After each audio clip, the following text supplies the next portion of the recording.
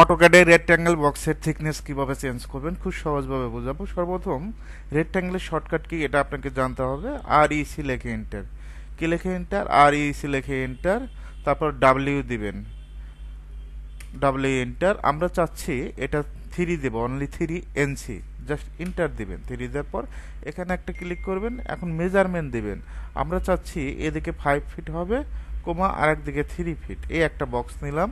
এখন আপনার কাছে মনে হচ্ছে এই থিকনেসটা অনেক মোটা হয়ে গেছে, এখন এটা একটু চিকন করবেন। আর ইসি লেখে এন্টার, ডাব্লিউ লেখে এন্টার, অন লেখে এন্টার। তারপর জাস্ট এখানে একটা ক্লিক করবেন। এদিকে আমরা দেব একদিকে 3 ফিট, কোমা আর একদিকে 4 ফিট। একটা বক্স তৈরি করলাম।